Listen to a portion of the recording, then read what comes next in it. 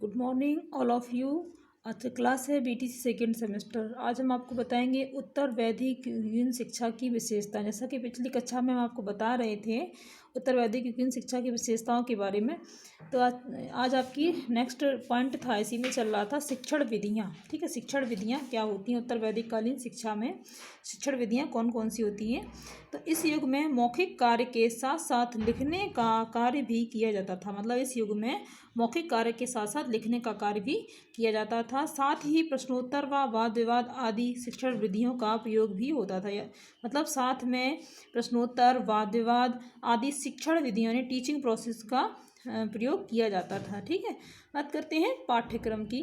तो उत्तर वैदिक युगीन शिक्षा में कौन कौन से पाठ्यक्रम होते हैं। पाठ्यक्रम में व्याकरण है, गणित है, दर्शन, ज्योतिष, अर्थशास्त्र, कृषि, राजनीति आदि को सम्मिलित किया गया था। ठीक है, आदि विषयों को इसमें सम्मिलित किया गया था। शुद्ध उच्चारण, स्वर, व्यंजन, रस, छंद व अलंकार आदि के अभ्यास पर विशेष बल दिया जाता था। ठीक है, आदि इन सभी जो स्वर हैं इनमें स्वर, व्यंजन, रस, छंद, अलंकार आदि के अभ्यास पर यानी विशेष बल दिया जाता था, विशेष बल प्रदान कराया जाता था। ठीक है, तो इसमें उत्तर वैदिक कालीन शिक्षण में और उत्तर वैदिक कालीन शिक्षण की संस्थाएं कौन कौन सी हैं। शिक्षण संस्थाओं पर बात करते हैं। ब्राह्मणीय शिक्षा के प्रमुख शिक्षण संस्थान मिथिला, तक्षशिला, बनारस, काशी, कैकई आदि होते थे। जैसा कि हम आपको पिछली कक्षा में बता चुके हैं कि जो शिक्षण संस्था हैं, मिथिला में कौन सी शिक्षा प्रदान कराई जाती थी, तक्षशिला में कौन सी, बनारस में कौन सी, काशी में और कैकई में आदि जो होते थे इस शिक्षा के मुख्य केंद्र माने जाते थे। ठीक है, अब बात करते हैं गुरु शिष्य का संबंध। तो गुरु और शिष्य का संबंध इस काल में सेम वैसे ही था जैसा कि वैदिक काल में है।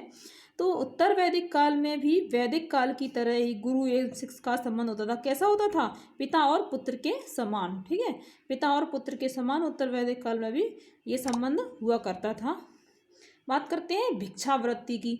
तो भिक्षा का अर्थ विनम्रता से है। यहाँ भिक्षा का अर्थ भीख मांगने से नहीं लगाया गया है। ठीक है, तो यहाँ भिक्षा का जो अर्थ लगाया गया है विनम्रता से, यानी विनम्र भाव सीखना। ठीक है, छात्र छात्राओं में कितना विनम्रता भाव है। ठीक है, शिक्षा का अर्थ विनम्रता से है। भिक्षा मांगने का मुख्य उद्देश्य अहंकार को समाप्त करना है। यानी भिक्षा मांगने का जो मुख्य एम्स है, ठीक है, मुख्य उद्देश्य है, वो व्यक्ति के अहंकार को समाप्त करना है। ठीक, व्यक्ति के अहंकार को समाप्त करना है। चलिए अब बात करते हैं स्त्रियों व शूद्रों को शिक्षा से वंचित करना। यानी स्त्रियों और शूद्रों को शिक्षा से वंचित करना किसमें हुआ था? उत्तर वैदिक कालीन शिक्षा में। ठीक है, तो उत्तर वैदिक युग में समाज 4 वर्णों में विभाजित हो गया था। इन 4 वर्णों के कार्य भी निश्चित कर दिए गए थे। इनमें शूद्र का कार्य ब्राह्मण, क्षत्रिय, वैश्य की सेवा करना था। मतलब जो शूद्र लोगों का कार्य है उनमें उनका जो मुख्य कार्य था ब्राह्मण, क्षत्रिय और वैश्य की सेवा करना था, जिस कारण शूद्रों को शिक्षा प्राप्त करने का अधिकार नहीं होता था। मतलब इसके कारण शूद्रों को जो है शिक्षा प्राप्त करने का अधिकार नहीं था।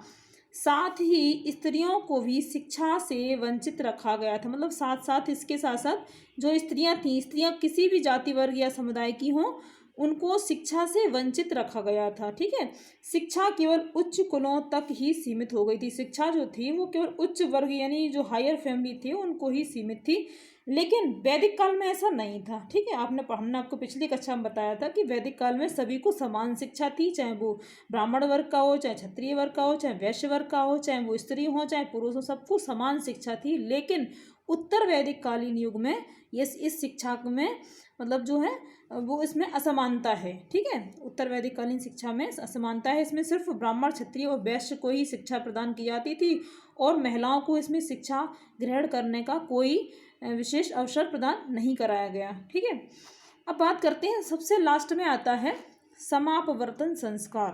तो उत्तर वैदिक कालीन शिक्षा में समापवर्तन संस्कार कैसे होता था?